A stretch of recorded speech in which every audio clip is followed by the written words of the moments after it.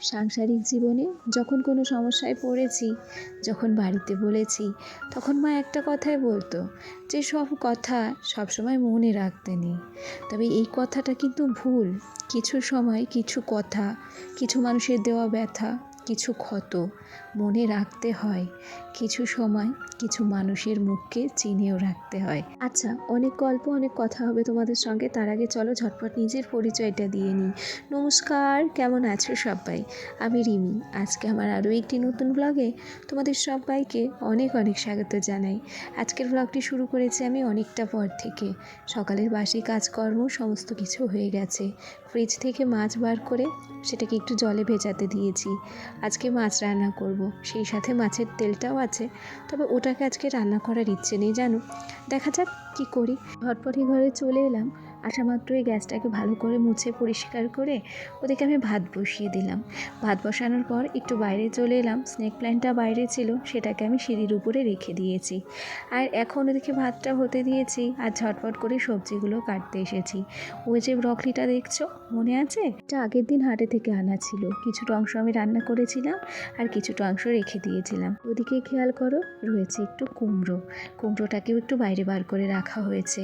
আজকে ব্রকলি দিয়ে মাছের ঝোল করব। সেই সাথে সমস্ত সবজিপাতি একদম কেটে রেডি করে নিয়ে ঘরে ঢুকবো। তোমাদের ওখানে কেমন ঠান্ডা পড়েছে গো? আমাদের এখানে না বীভৎস ঠান্ডা। সত্যি কথা বলি, বড়দিনের পর থেকে মানে 25শে ডিসেম্বরের পর থেকে আমি একটা একটা করে দিন গুনি। একটু একটু করে কবে বেলা বড় হবে আর একটু একটু করে কবে শীতটা যাবে। যেদিন শীতটা চলে যাবে আমার থেকে খুশি আর কেউ হবে না, সত্যি বলছি। আচ্ছা দেখো, তোমাদের সঙ্গে গল্প করতে করতে সমস্ত সবজি আমি কেটে নিয়েছি আর সবজিগুলো কেটে ধুয়েও নিয়েছি। একেবারে সব কিছু রেডি করে তারপর রান্না করতে এসেছি। ছোট্ট কড়াইটা গরম করে নিয়েছি। মাছ ভাজাটা ছোট্ট কড়াইতে করব। আর ওই যে বড় কড়াইতে আলু আর ব্রকলি আমি কিন্তু সুন্দর করে বসিয়ে দিয়েছি। ওদিকে আলু ব্রকলির তরকারি হতে হতে এদিকে মাছ ভাজা হয়ে যাবে। আর খুব তাড়াতাড়ি করে মাছের ঝোলটাও কিন্তু আমি করে নিতে পারবো। কেন কি ও ঘরে আমার প্রচুর কাজ রয়েছে। তোমরা তো সবাই জানো মোটামুটি 9 দিন বাড়ি ছিলাম না। সুতরাং কতটা যে সাংসারিক জের আমাকে টানতে হবে সেটা আমার থেকে ভালো কেউ জানে না। না, সব গৃহিণীরা জানে। প্রত্যেকে যারা বাবার বাড়ি যায়, বাড়ি থেকে ফিরে এসে তাদের কাজ দ্বিগুণ হয়ে যায়, সেটাও আমি বুঝতে পারি। আসলে আমরা প্রত্যেকে আলাদা, স্থান বিশেষ, জায়গা বিশেষ, সব কিছু আলাদা হলেও আমাদের সাংসারিক কাজ কিন্তু আলাদা নয়। সুতরাং একজন গৃহবধূর সংসারের সব কাজ সামলে ঘরবাড়ি পরিষ্কার পরিচ্ছন্ন করে রাখাটাও যে কতটা কষ্টের সেটা আর কাউকে হয়তো বলে বোঝাতে হবে না, তাই না? যাই হোক, গল্প করতে করতে ও ঘরের সবজিটা চাপিয়ে এখন সোজাই ঘরে চলে এসেছি। আর দেখো, সুন্দর করে আমি আমার বিছানাটাকেও গুছিয়ে নিয়েছি। তবে এখন যেহেতু আমার ছেলেটা লম্বা হয়েছে, এখান থেকেই না ওই ওয়াল হ্যাঙ্গিংটাও হাত পেয়ে যায়। ওখানে ছোট্ট একটা ফুলদানি ছিল, সেটাকে ও গতকালকে রাত্রে ফেলে দিয়েছিল। আজকে যখন বিছানা পরিষ্কার করতে এসেছিলাম, একেবারে খাটের কর্নারে ঢুকে ছোট্ট ফুলদানিটা তুলে ভালো করে মুছে নিয়ে জায়গার জিনিস জায়গাতেই রেখে দিলাম। আর এখন খেয়াল করো, মশারিটাকেও সুন্দর করে গুছিয়ে নিচ্ছি। একটু একটু করে আবার নিজের সংসারের কাজের ছন্দে ফেরার চেষ্টা করছি। অনেক দিন হলো ছুটি খাওয়া, এখন আর ছুটি খেলে চলবে না। আর ছেলেটাও নতুন ক্লাসে উঠে গেছে জানো। ও হো, আমার ছেলের রেজাল্ট তো তোমাদের সঙ্গে শেয়ার করিনি, পরে একদিন শেয়ার করবো ঘন। আচ্ছা, ওদিকে বিছানাপত্র গোছাতে গোছাতে এদিকে কিন্তু আমার মাছের ঝোলটা রেডি হয়ে গেছে। মাছের ঝোলটা নামিয়ে ভাত বেড়ে নিয়েছি। দেখো তো আমার ব্রকলি দিয়ে আলু দিয়ে মাছের ঝোলটা কেমন লাগছে। অবশ্য আমি কিন্তু ঠিকমতো দেখতে পাচ্ছি না, কেন কি আমার এই পুরানো ফোনের ডিসপ্লেটা নষ্ট হয়ে গেছে। কোনো রকম করে ভয়েস ওভার দিচ্ছি, কেন কি ভিডিওগুলো আমার এই ফোনে ছিল। নতুন ফোনেও কিছু ভিডিও রয়েছে, মোটামুটি এগুলো কমপ্লিট হলে আবার নতুন ফোন থেকে আপলোড দেবো। আচ্ছা, তোমাদের সঙ্গে গল্প করতে করতে ওদিকে ছেলেকে খাইয়ে নিয়েছি। আর তারপর খানিকক্ষণ পর ওকে স্নান করিয়ে দিলাম। কেন কি ঘড়ির কাঁটায় মোটামুটি 11:30 যখন বাজবে, ঠিক তখনই ওকে পড়াতে চলে আসবে ওর ম্যাডাম। আর ছেলেকে এখন যদি রেডি করিয়ে না দিই, এমনিতেই তো প্রচণ্ড ঠান্ডা, পরে কিন্তু আর স্নান করানো যাবে না। আর এই শীতের দিনে বাচ্চা কাচ্চাদের যদি সকাল 10টার মধ্যে স্নান করিয়ে দেওয়া যায় তাহলে তো খুব ভালো কথা। তবে সমস্ত কাজ গুছিয়ে সারতে সারতে 10টা আর আমার হয় না, মোটামুটি 11টা 10-15 বেজে যায় আমার ছেলেটাকে স্নান করাতে করাতে।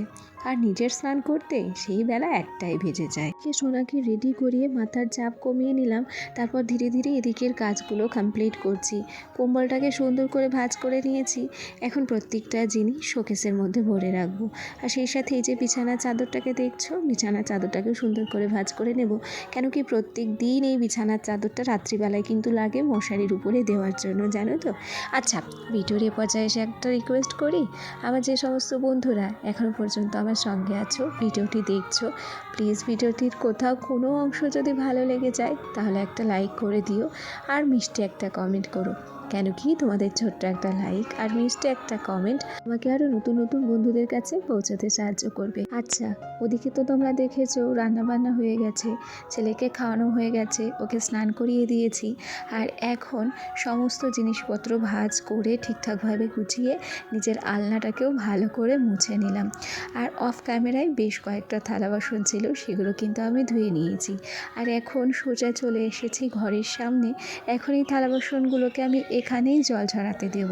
এখান থেকে শুকিয়ে গেলে ওগুলোকে তুলে নিয়ে সোজা রান্নাঘরে গুছিয়ে রাখবো।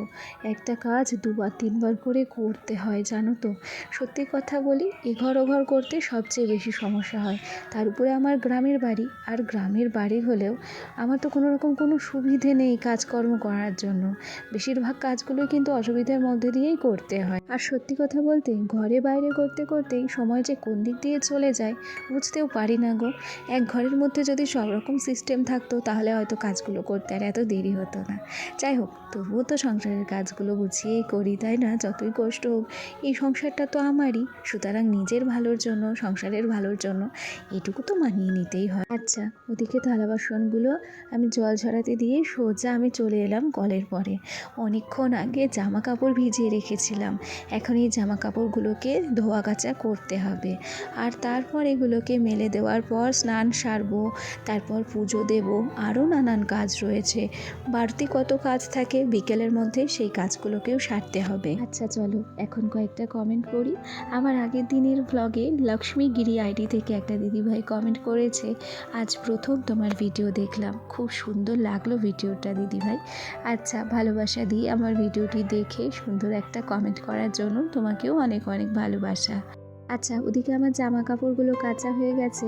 আর আমার ছেলেকে দেখলে ওর ম্যাডামের কানে ফুল গুঁজে দিল। ওর শখ হয়েছিল একটা ছোট্ট ফুল তার তিথি দিদির কানে সে গুঁজে দেবে, আর সেই ইচ্ছেটাই সে পূরণ করে অনেকটা খুশি হয়েছে। সেই সাথে ওর ম্যাডামও কিন্তু বেশ খুশি।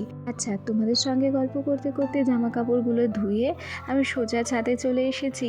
আর ছাদে কিন্তু জামা কাপড়গুলো মেলেও দিচ্ছি। আমার আগের দিনের ব্লগে আমি মিনু দিদি আইডি থেকে দিদিভাই কমেন্ট করেছে, আজ প্রথম তোমার ভিডিও দেখলাম বোন, খুব ভালো লাগলো, এইভাবেই আরও এগিয়ে যাও, আমি মিনু দিদি।